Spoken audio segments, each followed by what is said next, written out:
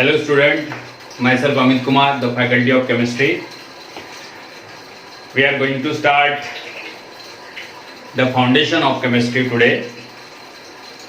क्योंकि हमने ऑलरेडी एक दो क्लासेस ली है तो उसमें हमने मोल कंसेप्ट कंसीडर किया था. अभी क्या है कि हमारे पास जेई और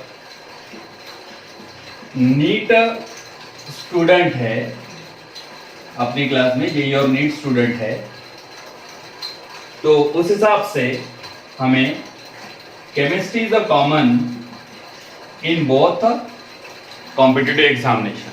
इसमें केमिस्ट्री कॉमन हो जाता है, तो केमिस्ट्री कॉमन होने के कारण हमें वो दोनों भी स्टूडेंट के लिए अप्लाई होगा. तो गाइस, हमने मोल कंसेप्ट का जब क्लास लिया था तो वो ऑलरेडी 11th स्टैंडर्ड के हिसाब से चालू किया था, लेकिन हम लोग अभी डायरेक्ट 11th स्टैंडर्ड स्टार्ट नहीं कर सकते, क्योंकि जेई और नीट का जो कोर्स है वो हमारा 11 प्लस 12 एंड प्लस कॉम्पिटिटिव, ऐसा अपना तीनों का कंबाइंड क्लास है. उसको बोलते हैं इंटीग्रेटेड प्रोग्राम्स.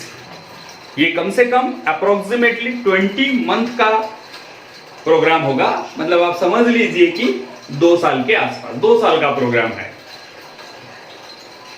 आप लोग अभी 2020 है, आप 2022 में एग्जाम को अपीयर करोगे, तो उस हिसाब से हमारे पास टोटल 2 इयर्स है. उसको बोलते हैं अपन 2 इयर्स का प्रोग्राम जो है अपना, उसमें 11, 12 और कॉम्पिटिटिव. तो 11, 12 जो है वो पूरा एनसीईआरटी लेने वाले हम, एनसीईआरटी बेस्ड होगा, और उसमें कॉम्पिटिटिव के जेई और नीट के टॉपिक्स भी होंगे. मतलब एक्चुअली एनसीईआरटी ही पढ़ना है, लेकिन उसको थोड़ा सा डिटेल में जाके पढ़ना है, हायर लेवल पे, लेवल थोड़ा ऊंचा होगा. तो इसमें तीनों चीजों को मिक्स करके आपको पढ़ाया जाएगा, इसलिए उसको बोलते हैं इंटीग्रेटेड प्रोग्राम्स. तो let us start this integrated program. But before starting this 11th standard, हमें कुछ 11th स्टैंडर्ड पढ़ने के पहले कुछ बेसिक्स भी पढ़ना जरूरी है केमिस्ट्री का, ताकि हम लोग 11th को सही तरीके से चालू करेंगे. हमारे 2-3 क्लास या 1-2 क्लासेस हमारे फाउंडेशन में जाएंगे. तो we are going to start a foundation for the IIT, JEE and NEET. तो let us start with the foundation class. तो हमारा टॉपिक जो है आज का वो है बेसिक्स ऑफ केमिस्ट्री. हम केमिस्ट्री का बेसिक पढ़ेंगे, उसी को हम लोग बोल सकते हैं फाउंडेशन कोर्स. क्या बोलेंगे? फाउंडेशन ऑफ केमिस्ट्री, केमिस्ट्री का foundation. Of course, for competitive examination, for what? JEE, IIT JEE and NEET students के लिए. तो let us have some topic. हमारे पास कौन से टॉपिक हम कंसीडर करने वाले हैं? तो टॉपिक्स क्या क्या आएंगे? क्योंकि वैसे तो फाउंडेशन को बहुत दिन तक भी लेते हैं, कुछ लोग कम समय तक भी लेते हैं. तो हम लोग कोशिश करेंगे कि हमारा फाउंडेशन कम समय में कंप्लीट हो जाए और फिर अपन अपना 11, 12 चालू कर सकते. तो नंबर 1 फाउंडेशन में होना चाहिए मोल कंसेप्ट. मोल कंसेप्ट होना चाहिए. ये टॉपिक ऑलरेडी मैं कवर कर चुका हूं पहले दूसरे क्लासेस में. उसमें मैंने बेसिक ही पढ़ाया मोल कंसेप्ट का, बहुत ज्यादा हायर लेवल पे नहीं पढ़ाया. दूसरी चीज होनी चाहिए acids, basis, salts and their chemical formulae, symbols and chemical formulae. हम उसमें एसिड, बेसिस, सॉल्ट्स और उसके केमिकल फॉर्मूलेज पढ़ने वाले थे. मतलब इसमें कटायंस अनायंस वाला टॉपिक पढ़ेंगे. थर्ड में हम लोग कार्बन कंपाउंड्स पढ़ेंगे. ये भी 10th स्टैंडर्ड में चैप्टर था, कार्बन कंपाउंड्स. तो वो ऑर्गेनिक में हमारे काम आएगा, क्योंकि हमारे पास केमिस्ट्री जो सब्जेक्ट है कॉम्पिटिटिव में, उसमें इनऑर्गेनिक केमिस्ट्री, ऑर्गेनिक केमिस्ट्री और फिजिकल केमिस्ट्री से 3 पार्ट है। तो तीनों पार्ट को सपोर्टिव हो ऐसा अपना फाउंडेशन कोर्स रहेगा। क्योंकि गाइस ये फाउंडेशन कोर्स आपको लग रहा होगा कि सर क्यों ले रहे हैं आप फाउंडेशन कोर्स, इसकी क्या जरूरत है, हम लोग 11वीं क्यों नहीं चालू करते, क्या हम लोगों का मूड नहीं है या 11वीं चालू करने का या और कुछ, ऐसा कुछ नहीं है, ऐसा सोचने की बात नहीं है स्टूडेंट। एक्चुअली जब हम 11वीं स्टार्ट करेंगे तो 11वीं जब स्टार्ट करेंगे तो उस वक्त हमें कुछ ऐसे टॉपिक्स और ऐसे न्यूमेरिकल्स सॉल्व करने पड़ेंगे, उस वक्त हमें कुछ चीजों के लिए हम लोग लटकते रहेंगे। तो एक्चुअली कारण ये होता है कि एक्चुअली ये जो टॉपिक्स ले रहा हूं मैं, ये एक्चुअली 8, 9 एंड 10th स्टैंडर्ड से ही लिए गए टॉपिक्स हैं, लेकिन थोड़ा सा लेवल, क्योंकि आपने 8, 9, 10 स्टैंडर्ड तो अच्छे से पढ़ा है, लेकिन फिर भी मैं बोलूंगा कि आपने उस तरीके से नहीं पढ़ा जिस तरीके से आपने उसको पढ़ना चाहिए था। ये जब कोर्स पढ़ाते रहूंगा तो आपको ध्यान में आएगा कि यार हो बराबर है कि उस वक्त हमने इसलिए पढ़ा था, उसके ऊपर हमने मार्क्स भी लिए थे, लेकिन वो हमें उस तरीके से नहीं समझा था, इसलिए उसको थोड़ा सा देखने का नजरिया जो है थोड़ा अलग होगा। अगर आपको सही में केमिस्ट्री बहुत ही बेहतर करना है अपना, तो आपको मेरे फॉर्मूले से चलने की आवश्यकता है, ठीक है। तो कार्बन कंपाउंड्स को लेंगे और बाद में 4th टॉपिक हम लेंगे केमिकल रिएक्शंस। ये केमिकल रिएक्शंस क्या होते हैं and types of chemical reaction. तो ये 4 टॉपिक हम लोग कवर करने की कोशिश करते हैं। अभी इसमें कितने क्लास लगते हैं हम देखेंगे, हो सकता है 2-3 क्लास लगे, 4 भी लगे, ठीक है। देखिए, तो मोल कंसेप्ट का जो बेसिक है मैंने ऑलरेडी पहले क्लास में पढ़ा दिया हूं, तो जब मैं 11 चालू करूंगा तो उसमें दोबारा मोल कंसेप्ट आने वाला और आखिरी में और भी थोड़ा सा बता दूंगा। तो हम इसमें टाइम वेस्ट ना करते हुए हम लोग डायरेक्ट सेकंड टॉपिक पे आते हैं, acid basis and salts and there chemical formulas.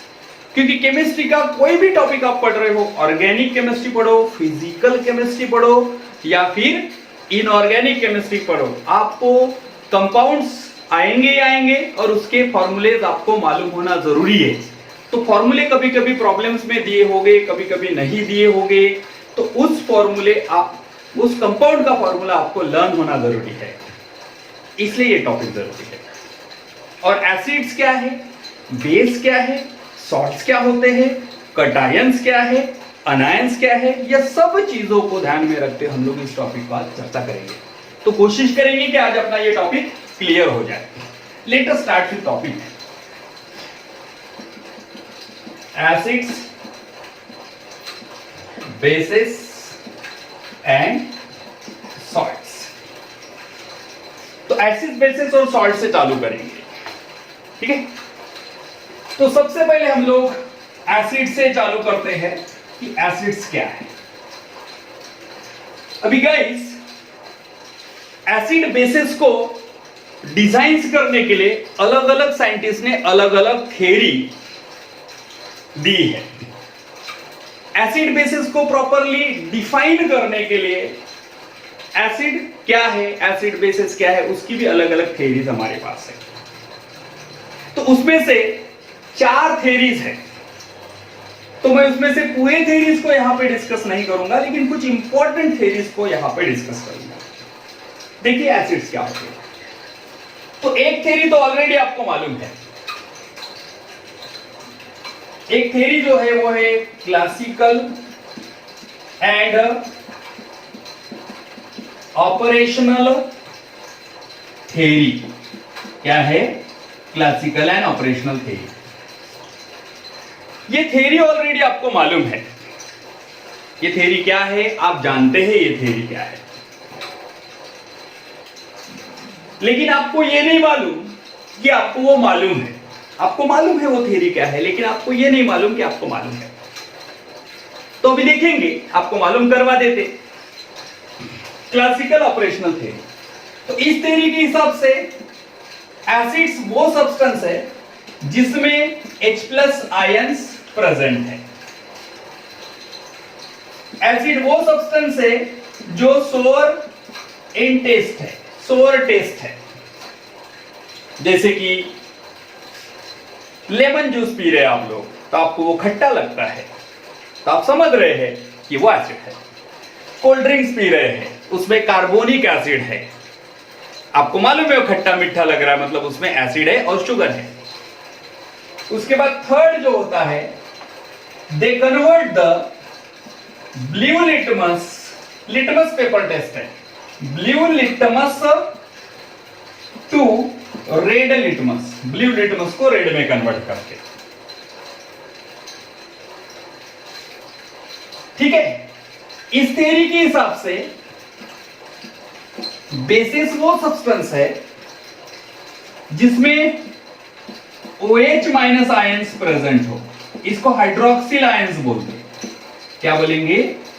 Hydroxyl ions. उसके बाद they are bitter in taste, इनका टेस्ट जो होता है वो कड़वा होता है। ब्लू लिटमस, ये कलर चेंजेस वाला टेस्ट है, ये काफी अच्छा टेस्ट है। जनरली एसिड बेस को ऐसे ही टेस्ट करते हैं 8, 9, 10 स्टैंडर्ड में। तो दे convert the red litmus paper को, रेड लिटमस को वो ब्लू में कन्वर्ट करते हैं। तो यहां पे ये वाली एक टेस्ट है, जनरली लिटमस पेपर लेते हैं और सब्सटेंस एसिडिक है कि बेसिक है, ये पता करने के लिए हम लोग क्या करते हैं, ये ब्लू लिटमस पेपर लेते हैं, एसिड में डालते हैं, वो सब्सटेंस में डालते हैं। अगर वो रेड में कन्वर्ट हुआ, समझ जाते हैं कि वो एसिड है। अगर रेड लिटमस पेपर लिया, रेड लिटमस पेपर डाला इस सब्सटेंस में, तो वो रेड ही रहेगा। कुछ लोगों को पूछा जाता है तो ब्लू को क्या करेगा? रेड। तो रेड को क्या करेगा? वो बोलते ब्लू। अरे भाई, वो रेड को ब्लू नहीं करेगा। एसिड को रेड कलर पसंद है, वो डेंजर है, उनको रेड कलर पसंद है, तो वो ब्लू को रेड में कन्वर्ट करते हैं। और रेड रहा तो उनको तो कोई प्रॉब्लम ही नहीं, रेड ही रहने देंगे। बेसिस को ब्लू कलर पसंद है, तो रेड पेपर डाल देंगे उसमें, तो वो ब्लू में कन्वर्ट करेंगे, और ब्लू डाल देंगे तो कोई प्रॉब्लम ही नहीं है, उसको ब्लू ही रहने देंगे। तो वो थोड़ा सा कॉमन सेंस भी आप लोगों को रखना पड़ेगा सब्जेक्ट पढ़ते वक्त। अपना सब्जेक्ट पूरा लॉजिकल सब्जेक्ट है। अपने सब्जेक्ट को जो बंदा अच्छे से पढ़ता है, उस बंदे का पर्सनालिटी डेवलपमेंट हुए बगैर नहीं रहता। पर्सनालिटी डेवलपमेंट के लिए आपको अलग अलग जगह पे जाने की जरूरत नहीं है। आपको पर्सनालिटी डेवलपमेंट मतलब आपका मेंटल डेवलपमेंट होना चाहिए। पर्सनालिटी डेवलपमेंट में ये नहीं आता कि जाके जिम चले गए, बहुत ज्यादा बॉडी शाडी बना ली। It's not like that. Personality develop total mental health से रिलेटेड है। फिजिकल है, लेकिन फिजिकल बहुत ज्यादा हेल्थ रह के कोई मतलब नहीं है। आपको फिजिकल मेंटल, ये टोटल मेंटल रिलेटेड चीज है। तो उसमें लॉजिक आता है, कैलकुलेशंस आता है, आपका रीजनिंग्स आता है, प्रेजेंस ऑफ माइंड आता है, कम्युनिकेशन स्किल्स आता है, और ये सब दिमाग से रिलेटेड चीज है। तो अपने सब्जेक्ट में हर चीज की जरूरत है। अपने चीज में स्टडीज है, क्रिटिकल थिंकिंग है, अपने सब्जेक्ट में डीप स्टडीज है, रीजनिंग्स है, प्रेजेंस ऑफ माइंड है, कैलकुलेशंस है, मैथमेटिक्स है, सब कुछ है, full of thrill. Let us enjoy that subject. देख, तो ये थी क्लासिकल ऑपरेशनल थ्योरी। अब ये थ्योरी उतनी चलती नहीं है स्टूडेंट, ये बहुत ही आउटडेटेड थ्योरी है। तो हम इसका देखेंगे कि व्हाई इट इज आउटडेटेड। तो ड्यू टू सम ड्रॉबैक्स, मैं चाहूंगा कि आप स्टूडेंट पेन और कॉपी लेके बैठे, ये जो मैं डिस्कस कर रहा हूं आप नोट भी करते जाइए। आपके अच्छे नोट्स बनेंगे, आपको रेफर करने के लिए अच्छे रहेंगे। किसी चीज में आप लटक गए पढ़ाई करते करते, 2-4 पेजेस पलटा दिए, अरे हाँ एसिड सर ने ये लिखवाया था, बेसिस सर ने ये लिखवाया था, चलो बढ़िया। इस हिसाब से थोड़ा चलिए तो आपका सब्जेक्ट अच्छा होगा। लिंक बनी रहनी चाहिए, ठीक है। तो ड्रॉबैक्स था इस थ्योरी का, एक ही ड्रॉबैक्स बताऊंगा मैं, ठीक है। ड्यू टू, है कि नहीं, टेस्ट। देखो ना ड्रॉबैक्स क्या है कि इन्होंने बोला acids are sour in taste और bases are bitter in taste. तो ये जो टेस्ट करने वाला जो फंडा है वो थोड़ा सा बहुत ही भयंकर फंडा है टेस्ट करने वाला। अभी आपको लगेगा सर आप कैसी बात कर रहे हैं, तो बात कुछ इस प्रकार से है कि देखिए एग्जाम्पल, पहले एग्जाम्पल ले लेते हैं। इसमें हम एग्जाम्पल लेंगे।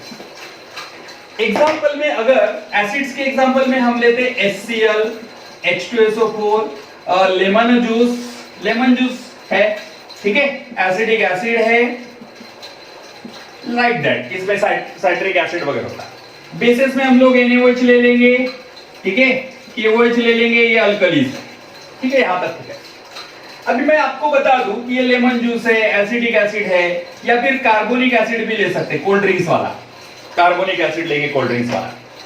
आप इन तीनों चीजों को आप टेस्ट करके देखोगे। लेमन जूस टेस्ट करने में कोई प्रॉब्लम नहीं है, अच्छा ही लगेगा, टेस्ट करके देखेंगे लेमन तो अच्छा ही लगता है, तो पता चल जाएगा एसिड है। एसिडिक एसिड बोले तो ये विनेगर है। वो देखो नूडल्स के साथ, आप नूडल खाते हैं कभी कभी, तो नूडल के साथ एक ऐसा लिक्विड देता है वो बंदा, नूडल शॉप पे गए होगा, अभी तो लॉकडाउन चल रहा है तो कोई गए नहीं होंगे, लेकिन मैं लॉकडाउन के पहले की बात करूंगा, और बहुत बार गए हैं, सभी लोगों ने नूडल्स खाए, तो मैं आपको ये नहीं पूछूंगा कि नूडल्स खाए क्या। When you visit to the noodle shop, तो at that shop that waiter, ठीक है, ही सर्व्स यू, आपको वो एक ऐसा लिक्विड देता है जिसका कलर ऑयल की तरह होता है, कलर दिखने में ऑयल की तरह दिखता है, लेकिन वो उसका जो हाथ लगा के देखेंगे, टेक्सचर बोलते हैं, टच, हाथ लगा के देखेंगे तो वो वाटर की तरह है, और टेस्ट करेंगे तो सोर है, तो उसको बोलते हैं विनेगर। क्या बोलते हैं? विनेगर। तो इसके ऊपर भी कॉम्पिटिटिव एग्जाम में क्वेश्चंस आते हैं, विनेगर क्या है, ध्यान रहे, 4 to 8% acetic acid solution, 4 to 8% acetic acid solution called as vinegar, ध्यान रहे। यहां तो एग्जाम में आ चुके ये क्वेश्चंस, ठीक है, जेई नीट में आ चुके हैं क्वेश्चंस। तो एसिडिक एसिड बोले तो विनेगर होता है, इसको भी टेस्ट करके देख सकते हैं, इसको भी, और ये तो कोल्ड ड्रिंक्स है, कोल्ड ड्रिंक्स टेस्ट क्या करना है, पीते ही हम लोग, तो पता चल जाता है एसिड से, कार्बोनिक एसिड है, ठीक है। अभी देखिए what about these acid, H2SO4, HNO3, HCl, these are the mineral acids। क्या है ये? These are called as a mineral acid guys, ये mineral acids है, they are very strong acids, ये बहुत strong है, ये बहुत वीक है, इनके साथ कोई बराबरी नहीं है, ठीक है, ये बहुत ही स्ट्रॉन्ग एसिड है, ये इतने एसिड स्ट्रॉन्ग है, मैं H2SO4 को यहां से एग्जांपल में लूंगा, H2SO4 ये तो बहुत ही स्ट्रॉन्ग एसिड है, but it is also called as king of chemicals. क्या बोलते हैं इसको? किंग ऑफ केमिकल्स बोलते हैं, मतलब वो केमिकल्स का बादशाह है, मतलब वो कितना तोप है। अभी सवाल पैदा होता है कि सर इसको किंग ऑफ केमिकल्स क्यों बोल रहे हैं, ऐसा क्या है, ये सभी लोगों को क्या ऑर्डर्स देता है क्या?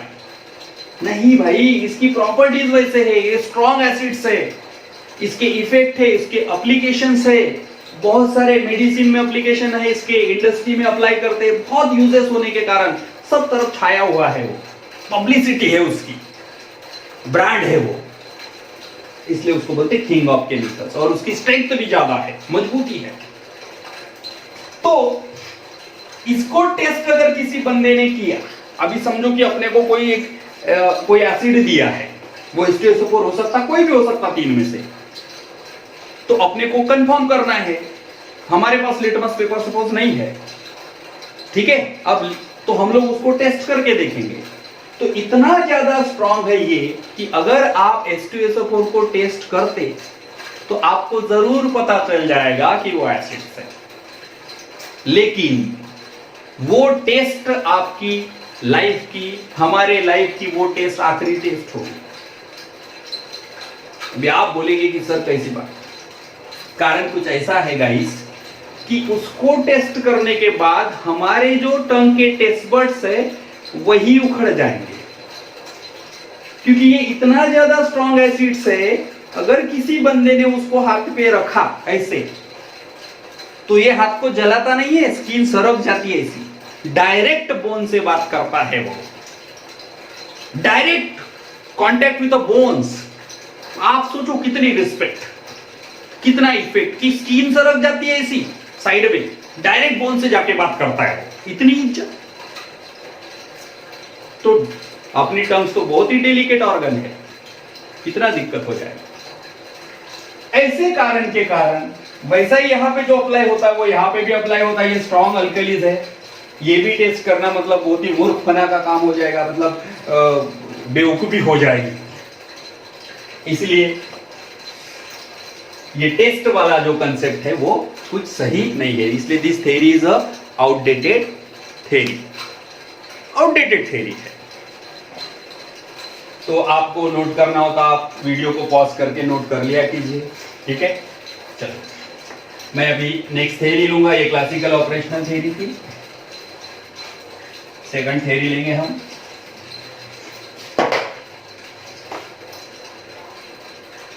हम लेंगे Arrhenius theory, Arrhenius theory, Arrhenius theory for acid and bases. ये बहुत ही इंपॉर्टेंट थ्योरी है गाइस, ये बहुत ही इंपॉर्टेंट थ्योरी, आपको 11th 12th में भी काम आएगा। अभी ये थ्योरीज को मैं और भी पढ़ाने वाला हूं, लेकिन सब डिटेल में पढ़ाऊंगा, अभी मैं थोड़ा सा उसको शॉर्ट में पढ़ा रहा, ठीक है। लेट अस सी। तो नंबर 1, मतलब एसिड के हिसाब से, इस थ्योरी के हिसाब से एसिड क्या है? तो acids are those substances which can give the H plus ions in aqueous medium. According to this theory, acids are those substances which can give the H plus ions in the aqueous medium. Aqueous बोले तो water medium में। ये देखो acid को हमने डाला है पानी में, तो उसने क्या दे दिया? H plus ions दिया पानी में, Cl minus ions दिया पानी में, वाटर में H plus ions प्रोड्यूस किया। सिमिलरली इस थ्योरी के हिसाब से बेसिस वो सब्सटेंस है which can give the OH minus ions in aqueous medium. Acids are those substances which can give the H plus ions in aqueous medium. Bases are those substances which can give the OH minus ions in aqueous medium. अगर पानी में डालने के बाद H plus ions देता है तो वो एसिड है। अरेनियस साहब के हिसाब से, he is a great scientist, Svante Arrhenius पूरा नाम, ठीक है। ये थ्योरी आज भी चलती है, ठीक है। तो अरेनियस साहब के हिसाब से जो सब्सटेंस H प्लस आयंस देता हो पानी में डालने के बाद वो एसिड्स है, और जो सब्सटेंस OH माइनस आयंस देता हो पानी में डालने के बाद वो बेस है। काफी अच्छी थ्योरी है। इस थ्योरी में एक नए अच्छा कंसेप्ट दिया है, जो कंसेप्ट अभी भी काम में आता है, वो कंसेप्ट न्यूट्रलाइजेशन का कंसेप्ट है। अरेनियस साहब ने बोला कि when acid react with the base, acid base के साथ रिएक्ट होगा तो हमें वो देगा सॉल्ट, सॉल्ट देगा और वाटर देगा। ये तो सब कुछ मालूम है, न्यूट्रलाइजेशन का आपने डेफिनेशन पढ़ा है। तो जो न्यूट्रलाइजेशन का आपने डेफिनेशन पढ़ा है वो अरेनियस साहब का कंसेप्ट है। Acid react with the base to give the salt and water. Example ले सकते हैं, HCl एसिड है, react with the NaOH to give, ये रिएक्शन सबको जाती है, give the salt NaCl plus of water, ये सॉल्ट देगा, ठीक है। अब इसको थोड़ा आगे बढ़ाते हैं। एक्चुअली ये सभी एक्वस सॉल्यूशन है। एक्वस सॉल्यूशन मतलब सभी पानी में डाला हुआ है। ये देखो पानी भी है खुद, क्योंकि HCl बोले तो प्योर HCl नहीं लेते, उसका एक्वस सॉल्यूशन लेते, मतलब HCl डिसॉल्व करते सॉल्यूशन में, NaOH भी डिसॉल्व करते वाटर में, एक्वस सॉल्यूशन रहता है। एक्वस सॉल्यूशन में मतलब जिसमें वाटर सॉल्वेंट हो, समझता है, सोल्यूटर सॉल्वेंट। सपोज आपने NaCl पानी में डाला, ये बन गया एक्वस NaCl, ठीक है। तो जो NaCl है, एक्वस NaCl सॉल्यूशन बोलेंगे, तो जो NaCl है उसको बोलते हैं सोल्यूट। ध्यान में रखो, क्या बोलते हैं उसको? सोल्यूट। और जो वाटर है उसको बोलते हैं सॉल्वेंट।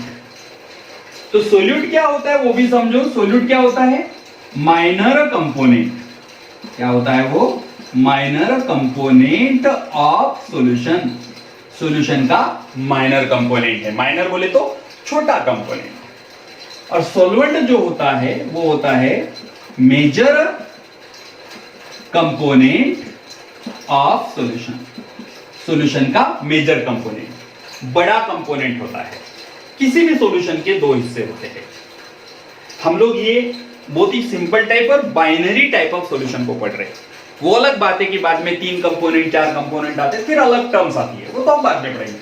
अभी उसका टेंशन नहीं लेना, वो तो 12th में जाएंगे। फिलहाल तो बस आप ऐसा समझो कि मैं आपको सिंपल टाइप ऑफ सॉल्यूशन पढ़ा रहा हूं जिसमें एक सोल्यूट है और एक सॉल्वेंट है। तो छोटा वाला कंपोनेंट मतलब जो छोटे क्वांटिटी में प्रेजेंट है वो छोटा कंपोनेंट हो गया, उसको बोलेंगे सॉल्यूट। जो ज्यादा क्वांटिटी में प्रेजेंट है प्रोपोर्शन में वो हो गया सॉल्वेंट। ठीक है, तो यहां पे ये सभी HCl काय में है? वाटर में। HCl क्या होगा? Solute. NaOH solute, NaCl solute, ये सभी सॉल्यूट है। ये काय में प्रेजेंट है? वाटर में। इसलिए सबके पास एक्वस AQ लिखा है। जब भी AQ दिखे समझ जाना एक्वस सॉल्यूशन।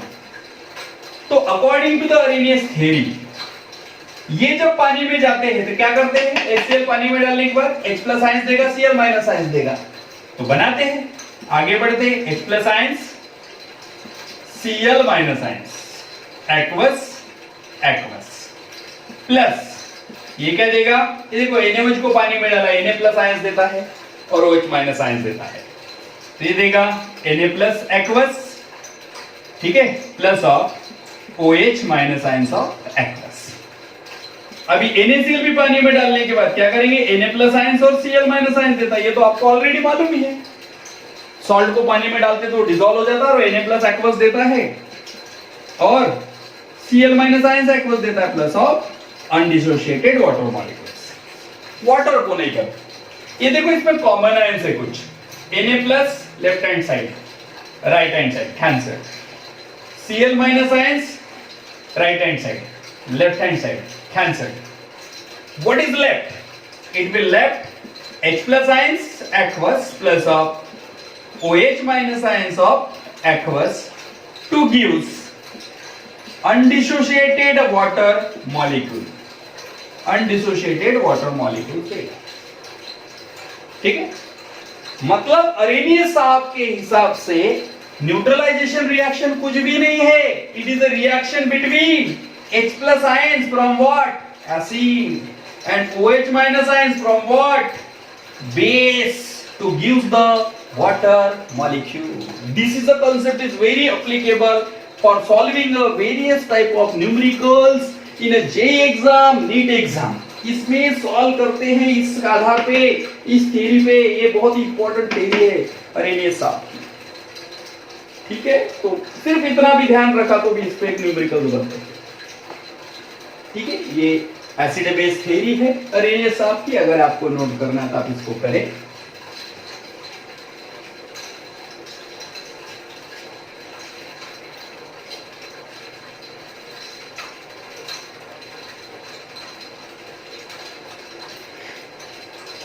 वीडियो पॉज करके भी आप इसको नोट कर सकते हैं। फिर भी इसमें कुछ डाउट्स रहेंगे तो मुझे पूछेंगे, मैं शॉर्ट में रिवाइज करके दे देता एक बार थ्योरी, क्योंकि ये काफ़ी इंपॉर्टेंट है और सबको ये थ्योरी रट्टा भी होनी चाहिए। क्या था? एसिड्स वो सब्सटेंस है जो पानी में डालने के बाद H+ आयंस देंगे। बेसिस वो सब्सटेंस है जो पानी में डालने के बाद OH- आयंस देंगे। फिर न्यूट्रलाइजेशन में क्या बोला कि एसिड और बेस रिएक्ट होते तो सॉल्ट एंड वाटर देते। लेकिन न्यूट्रलाइजेशन का कंसेप्ट क्या है? अल्टीमेटली पूरा सॉल्व करने के बाद पता चलता है कि वो रिएक्शन है H+ आयंस और OH- आयंस के बीच। H+ आयंस कहां से आना चाहिए? एसिड से आना चाहिए। OH- आयंस कहां से आया है? बेस से। क्योंकि आपको मालूम है H+ आयंस कहां से आता है? एसिड से ही आता है। OH- आयंस कहां से आता है? बेस से ही आता है। ठीक है, वो दोनों रिएक्ट होते वाटर मॉलिक्यूल बनाते। ठीक है, अभी ये बहुत ही अच्छी थ्योरी है, ये थ्योरी कोई बुरी नहीं है, फिर भी इसके कुछ ड्रॉबैक्स थे। ठीक है, तो लिमिटेशंस बोलते हैं उसको। लिमिटेशंस, उसी को बोलेंगे डिमेरिट्स, लिमिटेशंस या डिमेरिट्स बोलते हैं, उसी को ड्रॉबैक्स भी बोलते हैं, या उसी को कमियां बोलेंगे। अरेनियस आपकी थ्योरी की कुछ कमियां रही। कोई भी चीज में अगर कुछ कमी है, इसका मतलब ये नहीं कि वो कुछ भी काम की नहीं है, समझे कि नहीं? उसको एकदम रिजेक्टेड नहीं समझने का। थ्योरी में कुछ लिमिटेशंस है, इसलिए नई थ्योरी की जरूरत पड़ेगी। इसका मतलब ये नहीं कि ये एकदम यूज में नहीं आएगी, ये कहीं ना कहीं काम में आएगी, लेकिन फिर भी आपको कुछ ड्रॉबैक्स मैं शेयर करूंगा। तो सबसे पहला ड्रॉबैक्स, वो काफी इंपॉर्टेंट ड्रॉबैक्स है, ठीक है। थ्योरी इज अप्लीकेबल फॉर, मतलब कैनॉट बी अप्लाइड लिख सकते हैं। अप्लीकेबल लिखने से बेटर है कि कैनॉट बी अप्लाइड लिखेंगे। क्या नहीं कंसीडर किया इसने? Theory can't be applied for gaseous medium, gaseous medium को अप्लाई नहीं हो रही है, and non aqueous medium.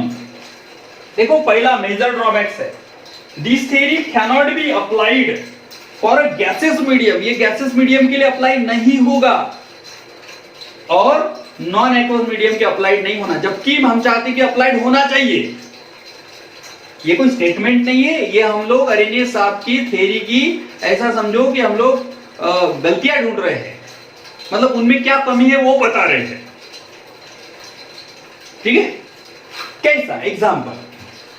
According to this theory HCl gas is not a acid.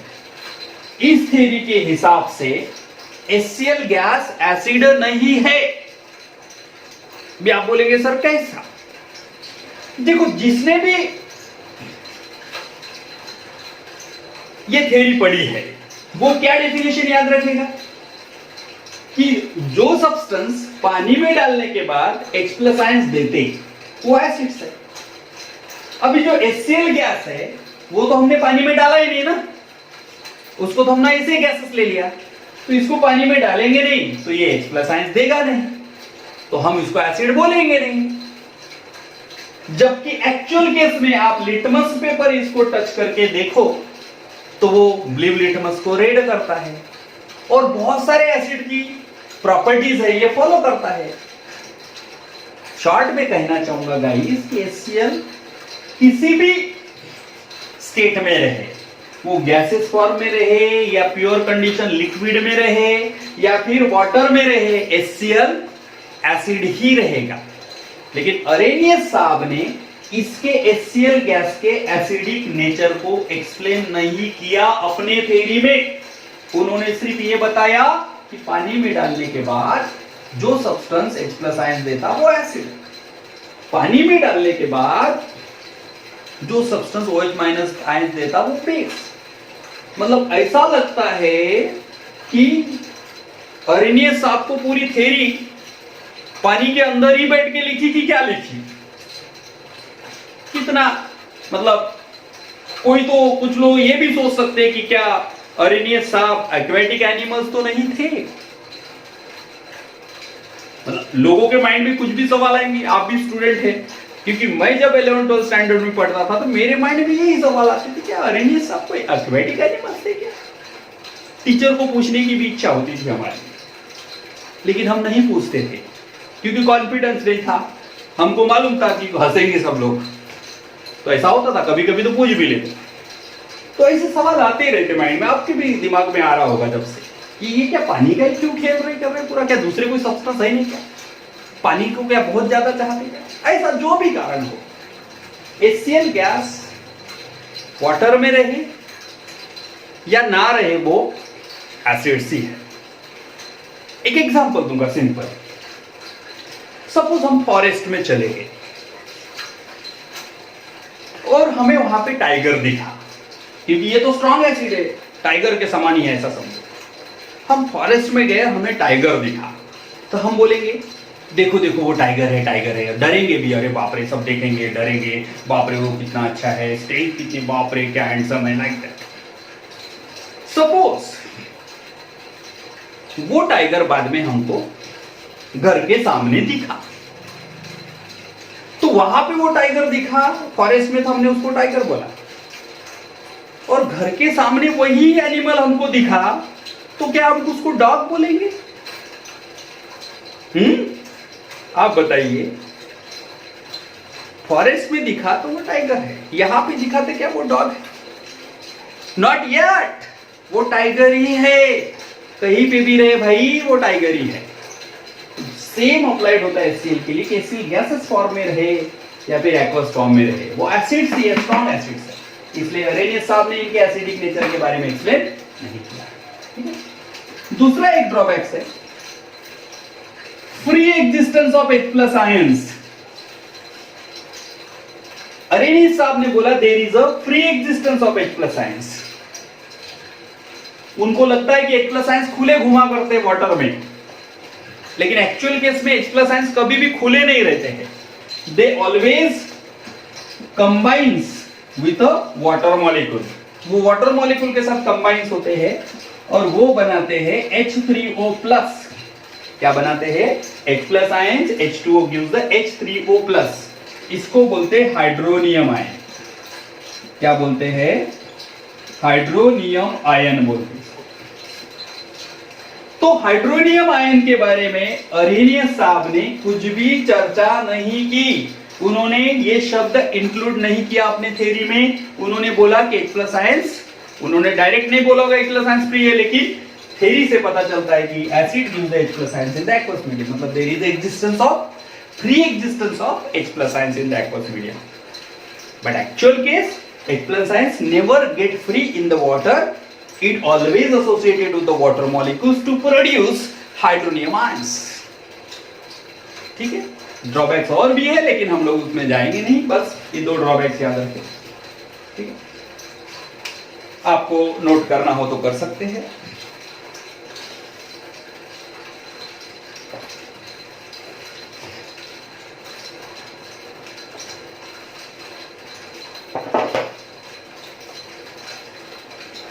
कुछ इसके बारे में आपको डाउट्स वगैरह रहेंगे तो आप मुझे पूछेंगे। अभी मैं नेक्स्ट थ्योरी चालू किया रहता, लेकिन अभी समय की कमी के कारण हम ये थ्योरी यहाँ पे मतलब नेक्स्ट थ्योरी नहीं चालू करते हैं। ठीक है, आज के लिए इतना काफ़ी है, और नेक्स्ट क्लास में मैं इसका थोड़ा सा आपको एक बार रिवीजन करवा के दे दूंगा, और फिर हम लोग थर्ड थ्योरी पढ़ लेंगे। ठीक है, लॉरी-ब्रोंस्टेड थ्योरी, वो भी ज़रूरी है। ठीक है, और थोड़ा सा फिर लेवाइस एसिड बेस थ्योरी पढ़ा दूंगा मैं। दो थ्योरी डिस्कस करेंगे, फिर सॉल्ट डिस्कस करेंगे हम लोग, और कैटायंस अनायंस उसके फॉर्मूलेस कैसे बनते वो डिस्कस करेंगे। ठीक है, तो आज के लिए इतना ही है। Good day guys, have a great day ahead. Thank you for watching videos. Thanks.